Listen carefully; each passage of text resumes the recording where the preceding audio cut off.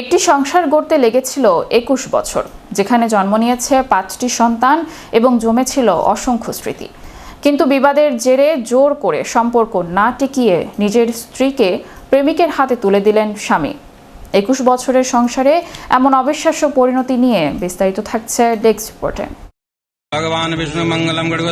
একটি সংসার গড়তে লেগেছিল ২১ বছর, যেখানে জন্ম নিয়েছে ৫টি সন্তান এবং জমেছিল অসংখ্য স্মৃতি। কিন্তু বিবাদের জেরে জোর করে সম্পর্ক না টিকিয়ে নিজের স্ত্রীকে প্রেমিকের হাতে তুলে দিলেন স্বামী। প্রায় ২১ বছর আগে ভালোবেসে ফুলমতিকে বিয়ে করেছিলেন বুদ্ধিরাম নিষাদ। দেখতে দেখতে তাদের সংসারের জন্ম নেয় পাঁচটি সন্তান। কিন্তু সময়ের আবর্তে সেই সম্পর্কের মধুরতায় ভাটা পড়ে। অভিযোগ ওঠে একই গ্রামের বাসিন্দা অবদেশ নামে এক যুবকের সঙ্গে ফুলমতির প্রেমের সম্পর্ক গড়ে ওঠে। বিষয়টি জানাজানি হওয়ার পর থেকে পরিবারে শুরু হয় নিত্যদিনের ঝগড়া, বিবাদ ও মানসিক অশান্তি। সংসার বাঁচানোর শত চেষ্টার পরও সম্পর্কে টানাপোড়েন না কমায় চরম সিদ্ধান্ত নিতে বাধ্য হন বুদ্ধিরাম। শিব মন্দিরে বিয়ে ও অভিনব বিদায় বুদ্ধিরাম উপলব্ধি করেন যে মানুষ মন থেকে আর তার সঙ্গে থাকতে চান না, তাকে জোর করে আটকে রাখা নিরর্থক। প্রতিদিনের মানসিক যন্ত্রণা ও অশান্তির অবসান ঘটাতে তিনি ভিন্ন পথ বেছে নেন।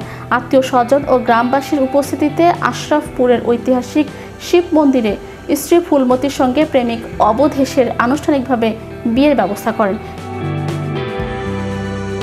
বিয়ে সম্পন্ন হওয়ার পর বুদ্ধিরাম নিজে হাত জোর করে নবদম্পতিকে শুভকামনা জানান এবং বিদায় দেন।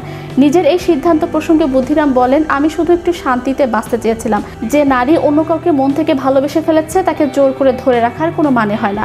সামাজিক প্রতিক্রিয়া ও নিষ্পাপ সন্তানদের ভবিষ্যৎ। বুদ্ধিরামের এই অভূতপূর্ব পদক্ষেপে নেটিজেন ও স্থানীয়দের মধ্যে মিশ্র প্রতিক্রিয়া দেখা দিয়েছে।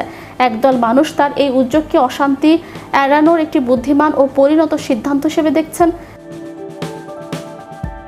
তাদের মতে সহিংসতা বা প্রতিহিংসার পথ না বেছে বুদ্ধিরাম যে মানসিক শান্তির পথ বেছে নিয়েছেন তা বিরল।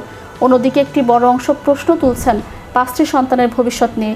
একটি ঘর ভেঙে যাওয়ার সবচেয়ে বড় মাসুল শেষ পর্যন্ত দিতে হচ্ছে সেই নিষ্পাপ শিশুদেরই।